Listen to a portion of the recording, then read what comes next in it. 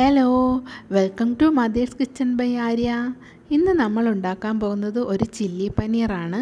Chilli paneer ഉണ്ടാക്കുന്നതിന് വേണ്ടി ഞാനിവിടെ 250 ഗ്രാം പനീർ എടുത്തിട്ടുണ്ട്. അതിലേക്ക് 1/2 ടീസ്പൂൺ മഞ്ഞൾപ്പൊടി, 1 teaspoon chilli powder, 1 table spoon cornflour, 1/2 teaspoon garam masala എന്നിവ ചേർത്ത് നല്ലതുപോലെ മിക്സ് ചെയ്ത് വയ്ക്കുക.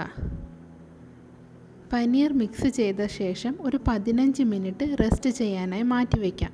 ശേഷം നമുക്ക് പനീർ ഫ്രൈ ചെയ്ത് എടുക്കുന്നതിനായിട്ട് ഒരു കടായി വെച്ച് ഓയിൽ ചൂടാക്കാം. ഓയിൽ നന്നായി ചൂടായി വരുമ്പോൾ മാഗ്നേറ്റ് ചെയ്ത് വെച്ചിരിക്കുന്ന പനീർ നമുക്ക് അതിലോട്ട് ഇട്ട് കൊടുക്കാം. ഡീപ് ഫ്രൈ ചെയ്യേണ്ട കാര്യമില്ല, ഷാലോ ഫ്രൈ ചെയ്തെടുത്താൽ മതി.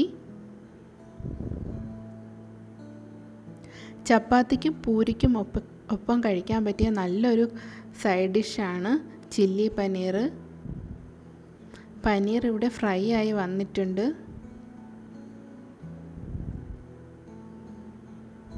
ഒരു പാത്രത്തിലേക്ക് നമുക്ക് ഫ്രൈ ആയ പനീർ മാറ്റിയെടുക്കാം.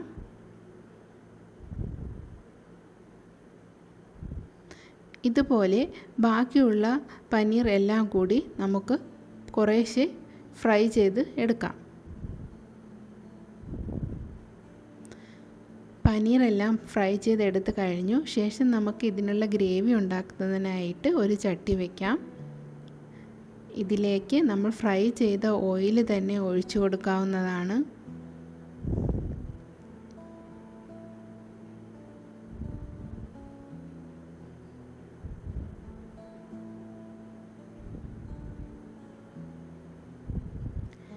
എണ്ണ നന്നായി ചൂടായി വരുമ്പോൾ നമുക്കിതിലേക്ക് വെളുത്തുള്ളി ചേർത്ത് കൊടുക്കാം. ഞാനിവിടെ 1 ടേബിൾ സ്പൂൺ വെളുത്തുള്ളിയാണ് ചേർത്തിരിക്കുന്നത്.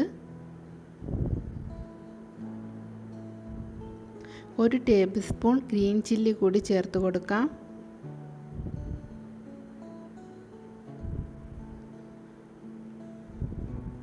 വെളുത്തുള്ളിയും പച്ചമുളകും നന്നായി മൂത്ത് വരുമ്പോൾ ഇതിലേക്ക് ചതുര കഷണങ്ങളായി അരിഞ്ഞ ഉള്ളി ചേർത്ത് കൊടുക്കാം. ഞാനിവിടെ 2 വലിയ സവാളയാണ് എടുത്തിട്ടുള്ളത്.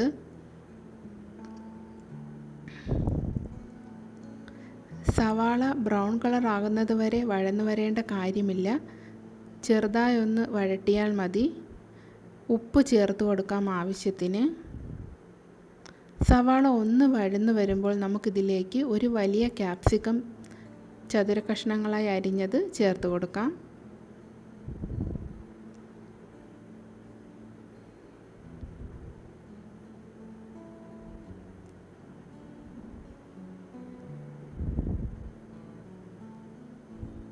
ഇത് ചെറുതായി വഴന്നു വന്നതിന് ശേഷം നമുക്കിതിലേക്ക് സോയാ സോസ് ചേർക്കാം. ഇവിടെ ഞാൻ 1 ടേബിൾ സ്പൂൺ സോയാ സോസാണ് ചേർത്തിരിക്കുന്നത്.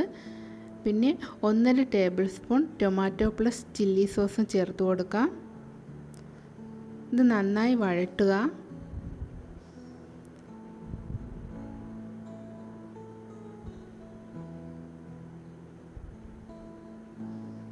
ശേഷം നമ്മൾ ഇതിലേക്ക് കോൺഫ്ലവർ കലക്കിയത് ചേർക്കേണ്ടതായിട്ടുണ്ട്.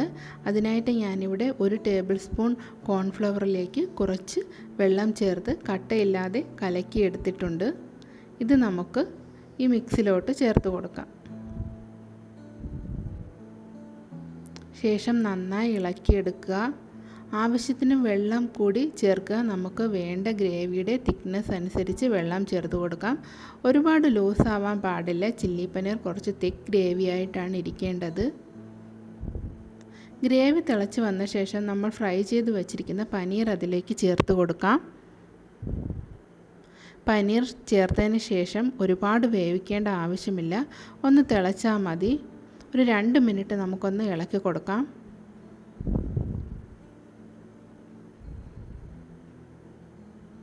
നമ്മുടെ ചില്ലി പനീർ ഇവിടെ റെഡി ആയിട്ടുണ്ട്.